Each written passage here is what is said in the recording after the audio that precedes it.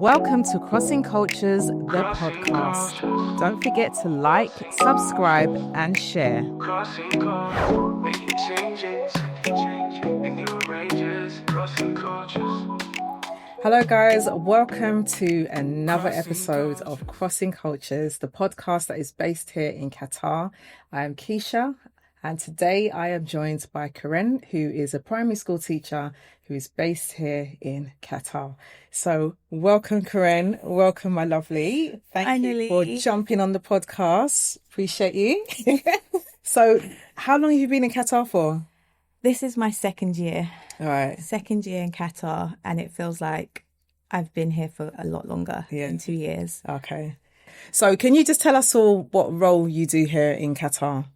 I'm currently a primary school teacher and an integrated curriculum lead.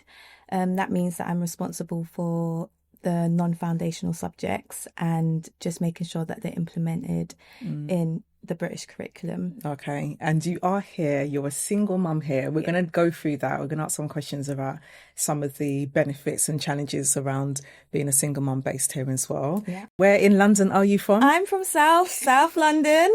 Love where I'm from. Wouldn't change it for the world. And I think that is the beauty of coming here in Qatar, where I'm able to bring my own experiences from outside of Qatar and incorporate them into a life that I want for myself and my son. Okay. And I have to be honest with you, I'm not going to act like I don't know you from nowhere. So I've known Karen all her life. Karen is my best friend's goddaughter.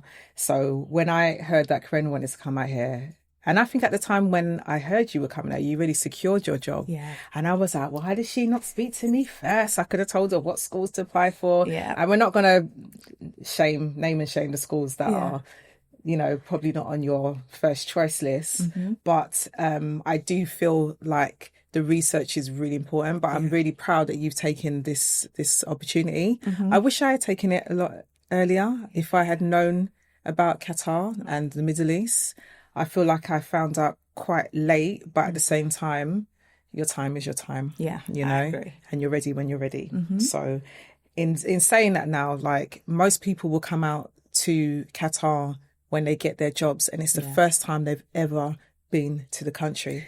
Did you travel to Qatar first before signing up? I took the leap of faith. Yeah. I've never been to Qatar. I think a few years before I applied for Qatar, I'd visited Dubai.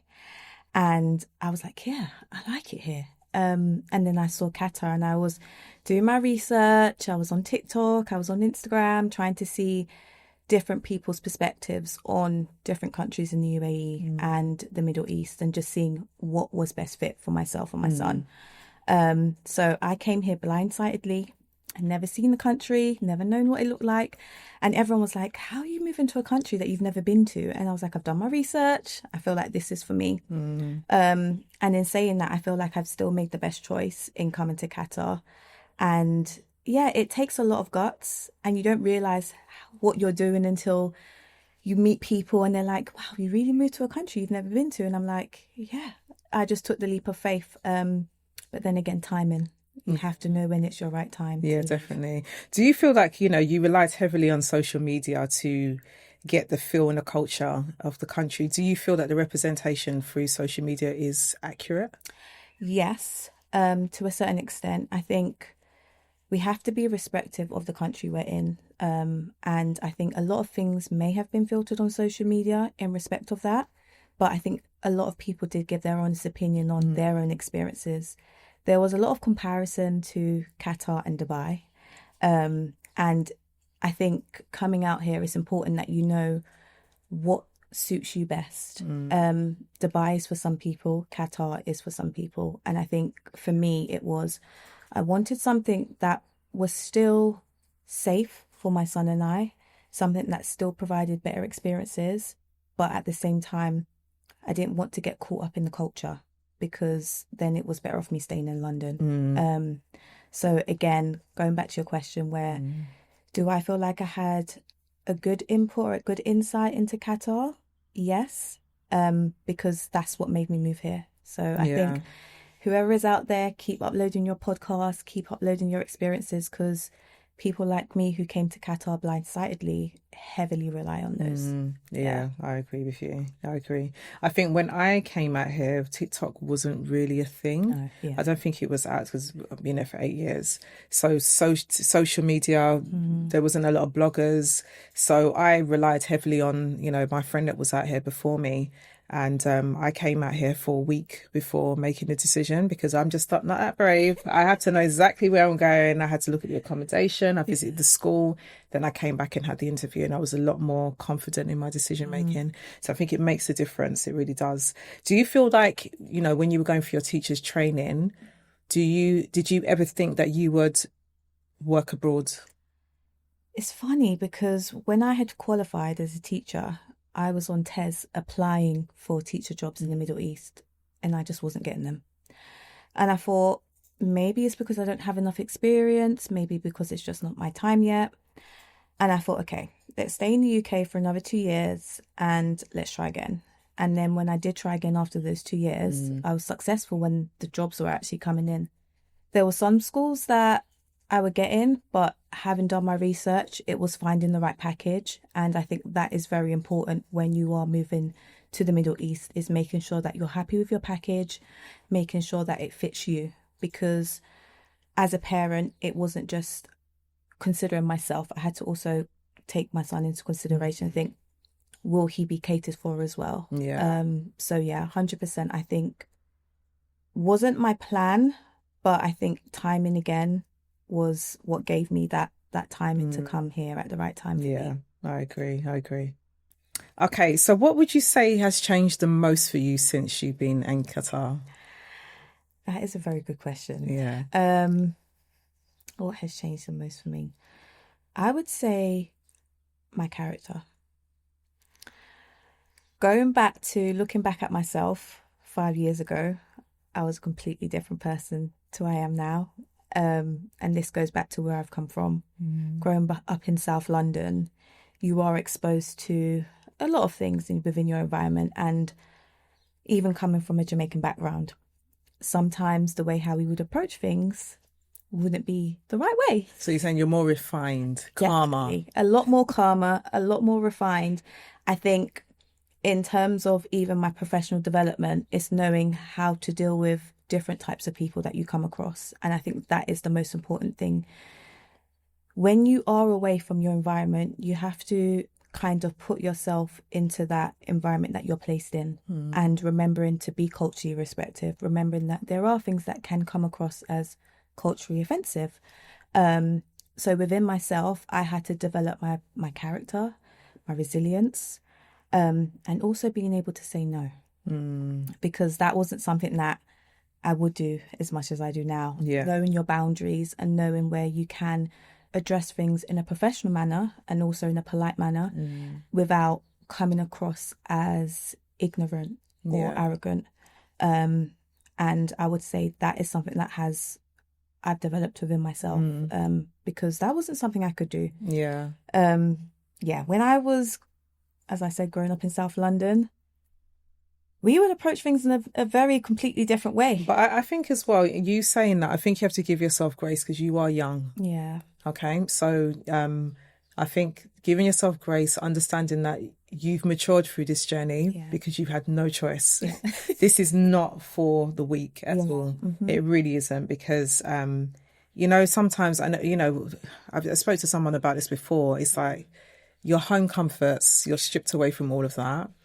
Not only are you managing your own transition, you're also making sure that you're transitioning differently as a parent as well.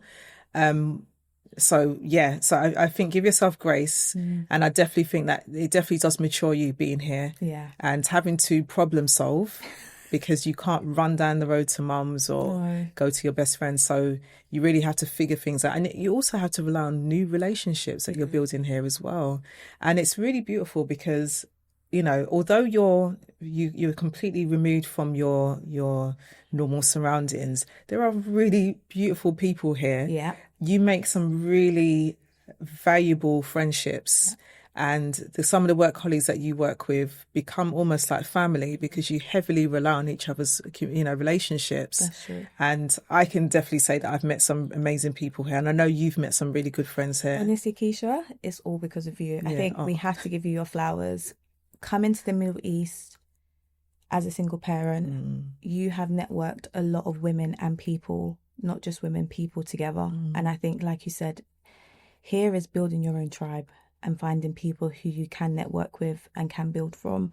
And you've given, I would say, a lot of people the platform to do that. So we have to give you your flowers as well. Thank you. I appreciate that. Yeah. I appreciate that. Yeah, I appreciate that. So, yeah, but anyway, thank you. Okay, so let's get on to parenting now because, for me coming out here by myself and for you doing this big move a lot younger than I took the opportunity, but then also now making the decision of how it would impact your son. Yeah. He's at that very impressionable age where I personally feel that being here as a young black boy is very highly more safer for him being here than being back in South London. 100%. Like I know for a fact that your son could be outside and you know that he's in the pool and he's fine. And there's lots of other children the same age as him. There's a community of people. There's the safety here is so crucial and it's such a massive bonus. Yeah, that's true. So in terms of like making a decision as a mum, and what is the biggest adjustments that you've had to make as a single mother living here in Qatar? To be honest, I would say not feeling guilty for making that decision for him. I think often as mums, we can see the good in what we're doing, and sometimes we might not consolidate that with our children. You might think, I know why I'm doing this, and there's a reason why I'm doing this. And I would say the biggest adjustment is just making sure that he's happy here. Yeah. Coming away from, again, our environment and coming into a completely different culture, I had to make sure that he was happy. And that goes back to making sure that the school that I chose was also the right fit for him. Not just the package. I say the package, but the package comes with a lot of tools and a lot of things that we also need to take into consideration before we move, because it's not just about the salary. It's not just about moving to where there's sunshine and palm trees. You have to really think about, this is going to be your home. This is going to be somewhere where you're going to be long term. And you have to make sure that all those elements in those packages are fit for you and fit for your family. So adjusting myself was making sure that he was happy in the environment that he was in, and also consolidating that with him. Taking him on the journey. Journey with me. I think, again, this goes back to, in Jamaican culture, we do as we're told sometimes. We're not consolidated about how we feel, or we just have to go along with what we're told to do. And I think I wanted to kind of break that generational curse and think, okay, I'm taking you on this journey with me and I want you to be happy. Because that's how same thing like when we're doing staff training, it's the buy-in and you got to get your son's approval. Yes. Because if he doesn't want this, it's going to be a nightmare. Yeah. Especially if he's in the same school as you. You want to make sure that he's behaving right and he's brought into this. And it was a lot of adjustment because we were in a school in the UK. And then, as I said, it's my second year in Qatar. We were at a school previously last year. And now I've seen the transition in his character into a school that I'm happy at. And I can see he's happy at, and he's built those social groups. And I think, again, this goes back to just making sure if something doesn't sit right with you, don't be scared to change and uproot and redirect your journey. Yeah, I agree with you. Because I think a lot of people feel that if you are in a 2-year contract, that you can't break it. It's not ideal. I think I did a video on this. It's not ideal, but if you're unhappy, you can leave after the first year. Some schools might give you a little bit of trouble, but you can. And if you're going into a school of your choice that's taking you, they will understand and make compromises to make sure that the transition from this school to the new school is going to be smooth for you. So I think that's one thing that I think you're the second person that I know that has been here and not been happy in the first choice of school and changed in the second year. So they don't complete the second year contract, which is, you're entitled to do what you need to do. But to sometimes the best this goes back to when you said, like, in terms of my character, it's developing that resilience because, again, the old me would have said, I'm going home. Yeah. You're so resilient. No, you've been so resilient. I mean, we've had conversations. You call me if you've had a bad day, and that's why I'm saying that the relationships that you build here is so important, So, when I hear of some of the things that you've had to go through, I'm like, gosh, she's out here by herself with her son and she's still not giving up. And then you found yourself a better job, better position. What job are you doing now? So integrated curriculum lead. So it's history, geography, art and DT, just making sure that those foundational subjects are integrated into the core subjects like maths, English. Have you ever done anything like that in the UK? I did art and DT back home. Right. But history and geography wasn't something that I would say was my specialist subject. However, again, building that resilience and just thinking you can achieve anything you want to. Yeah, you learn it. And teach yourself, network with people. Look at the resources that are out there with the use of technology. For me, nothing is, you can make anything happen. Anything's possible. Yeah. You just got to have the vision, commitment and resilience and you can do it. So I'm really proud of you, seriously, because you originally went for a class teacher, didn't you? And you did so well in your interview that they invited you back to take one of the lead roles.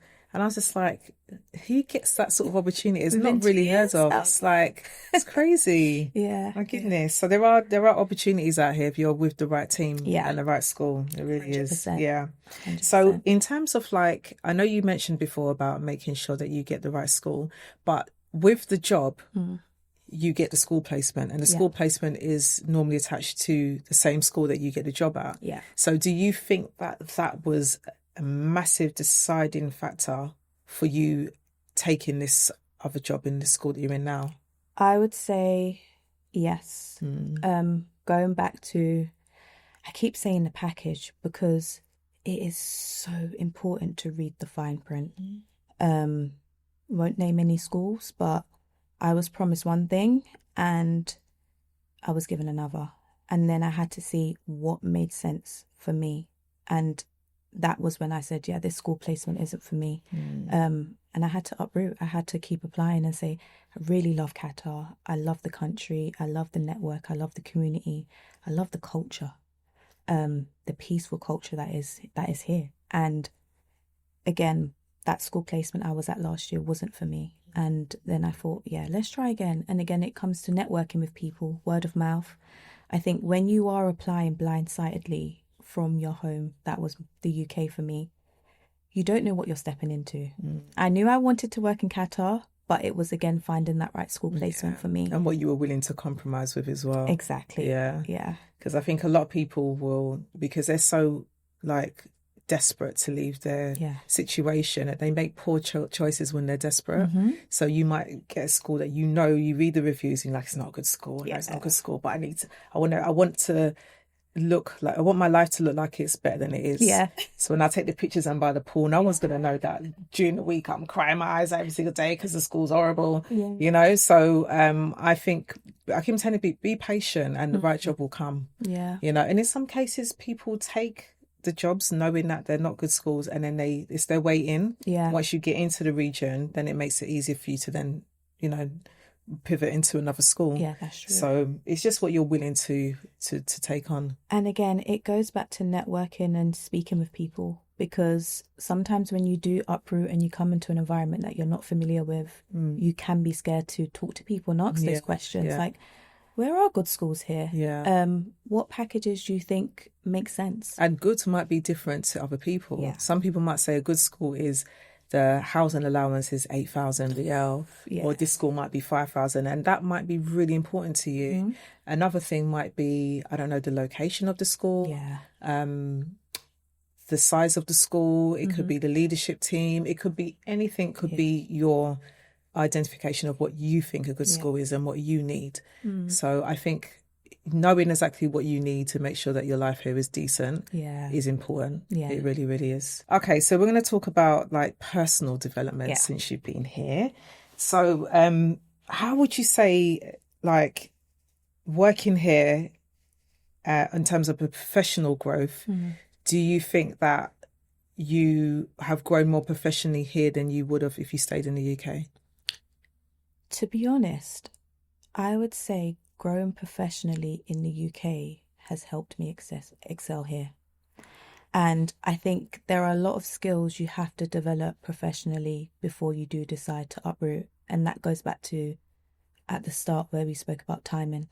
When I had applied, it wasn't my right time.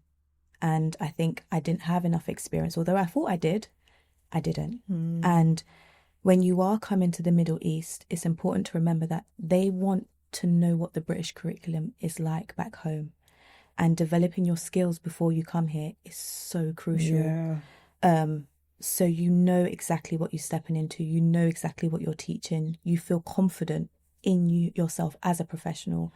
And I would say developing myself back home is what has made the transition easy for me here. Knowing exactly what should be taught in year 5, knowing exactly the skills they need to learn, I can apply that here. I think you do meet a lot of people who have never taught back home and they come here. And in terms of, they come here because they've qualified as a teacher and they think, yeah, I want to either finish my ECT year in the Middle East, but they haven't developed that experience back home to know exactly the skills you need. Yeah. But they still develop it. But you know, not all schools would take NQTs. Really? Yeah, my school doesn't. Oh. Yeah, so my school, I think the minimum years of experience is 5 years. Wow. Yeah. So not every school will do that. So I would definitely say that you can negotiate. I would negotiate your salary if you had leadership experience back home. So I would definitely say if there's any training courses that you know are going to be beneficial, do them whilst you're applying for these roles out here, because the competition is getting harder. Everybody's leaving their home countries now. Yeah. And also as well, if you have a master's Yeah. and a PhD, you get paid more. In my school, we definitely do. See, so you're basically higher because your qualifications are more. Again, this goes back to knowing what you're coming into. Yeah. You won't negotiate. You just think, I'm moving to the Middle East. There's going to be palm trees, sunshine, tax-free salary. But then you'll probably end up accepting that basic because you don't know your worth. Yeah, and it's very hard to move from that once you start. Yeah. It's unlikely that school will up it once you start. So it's really important that you know all of that. And just not, the worst thing they can say is no. Yeah.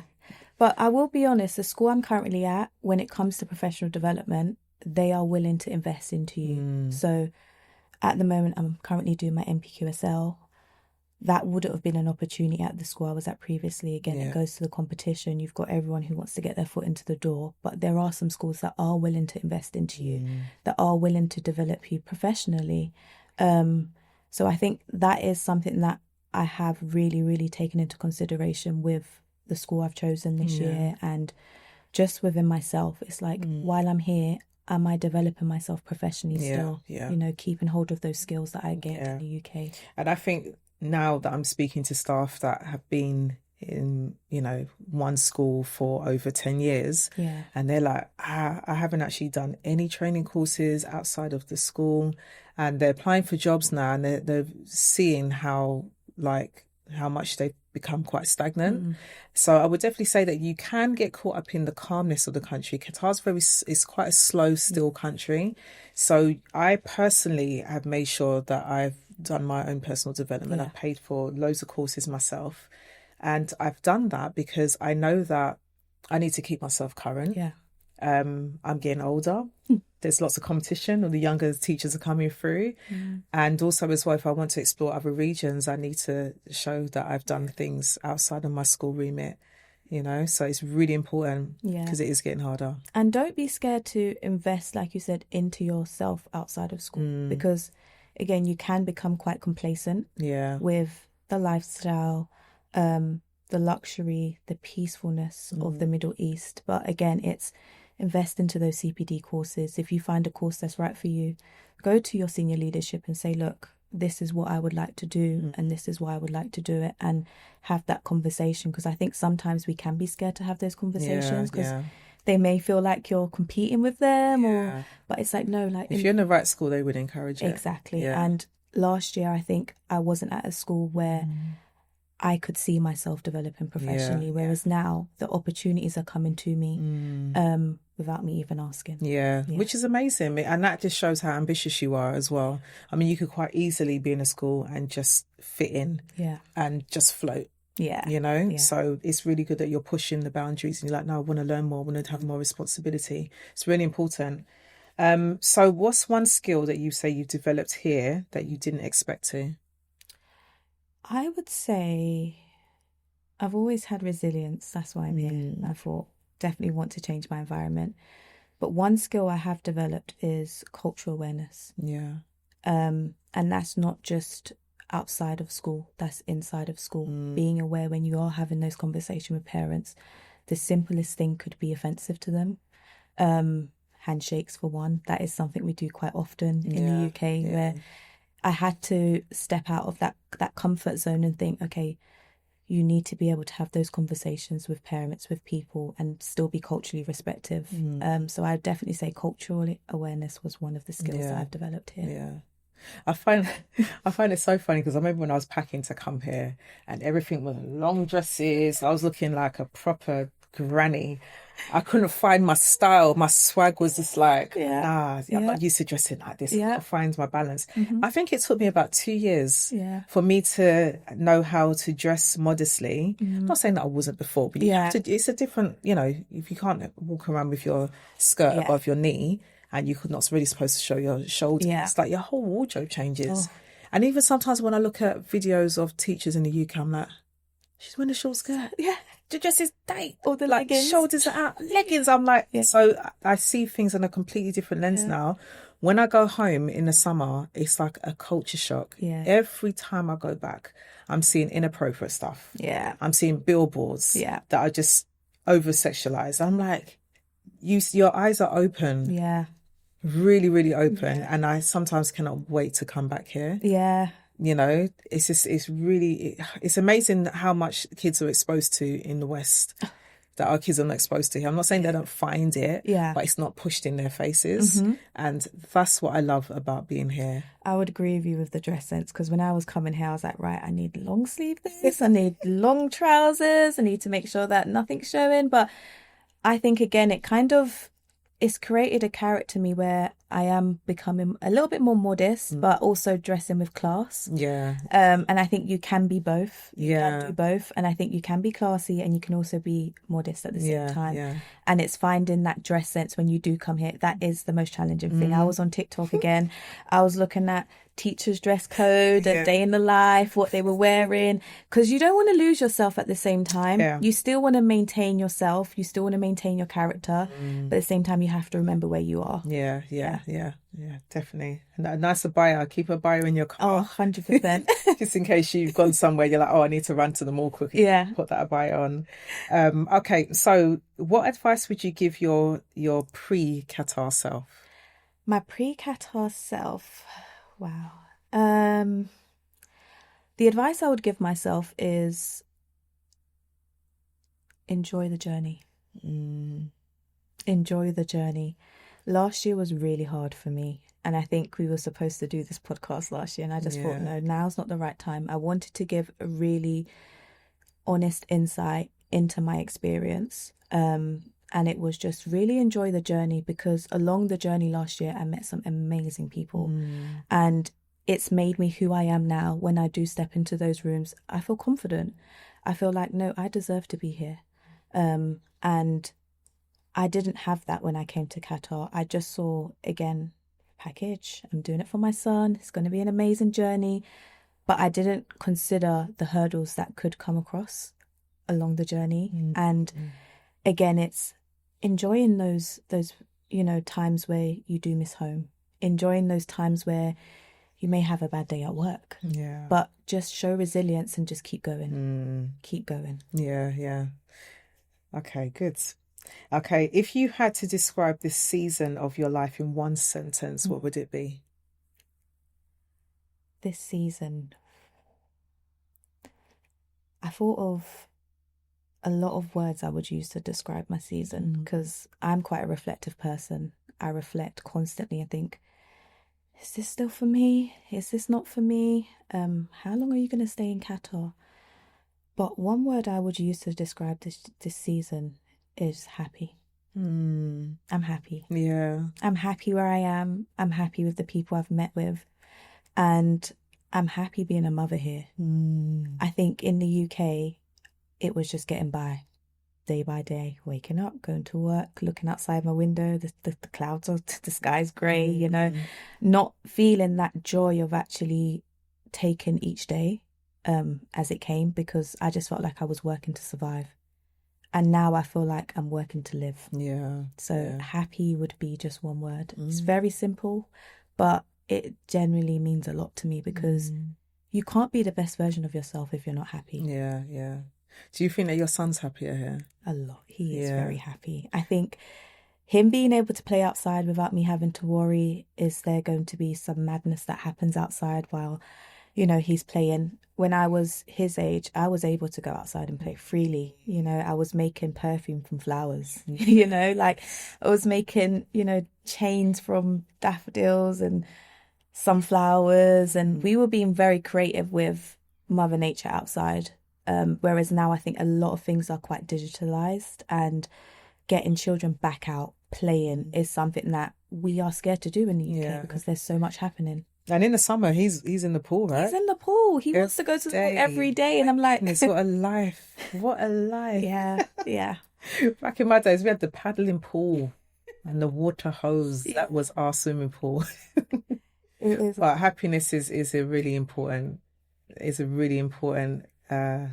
What would you say? Quality to have. Like, don't underestimate happiness. Yeah, it's because you got people that are in the best jobs, getting the best pay, and a lot of people will struggle to say they're happy. Yeah, and some people have little and they're happy.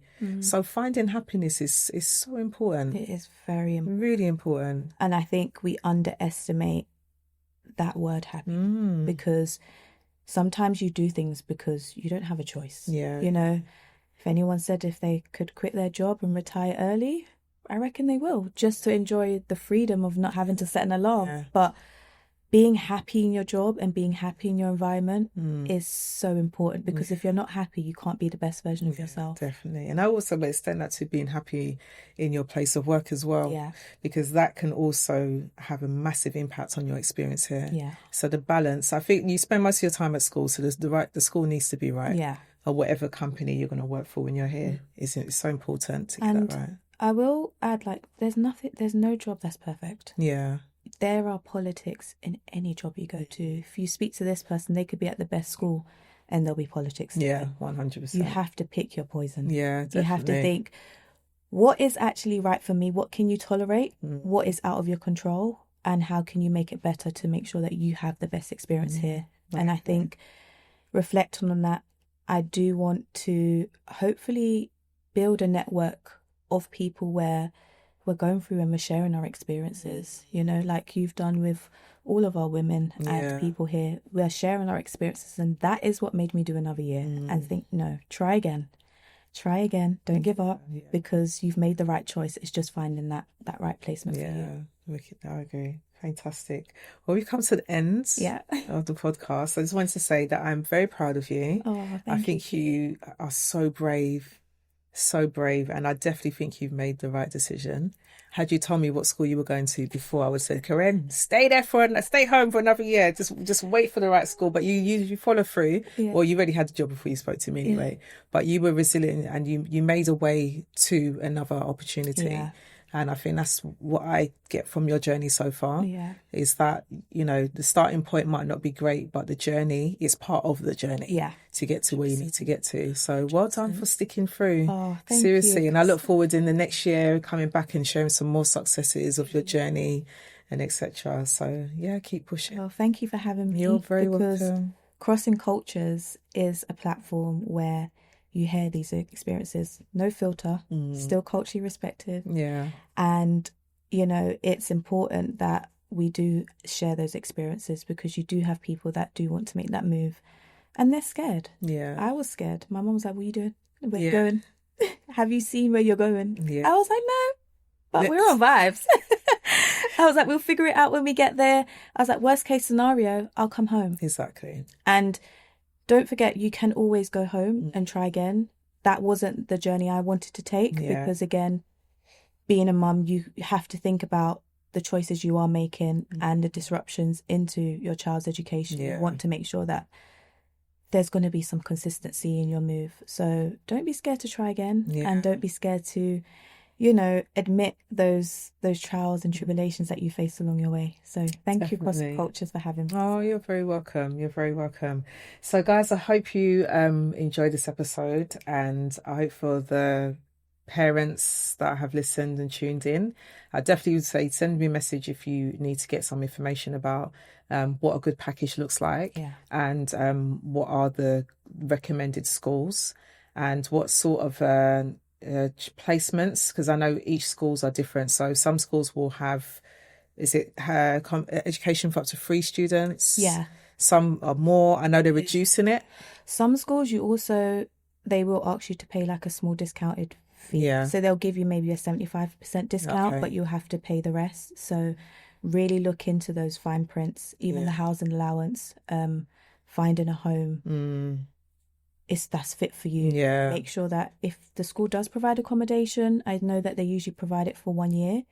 If you feel like that accommodation isn't for you, check your package, so at least you can find a home that is for you, because that is very important. Definitely. So I'll definitely say send us a message, and hopefully we can answer all of your questions and concerns. And I wish you all the very best if you are coming out here for the next academic year. Thank you for tuning in, and look out for the next episode coming soon. And take care, guys. From us, we are out. Bye.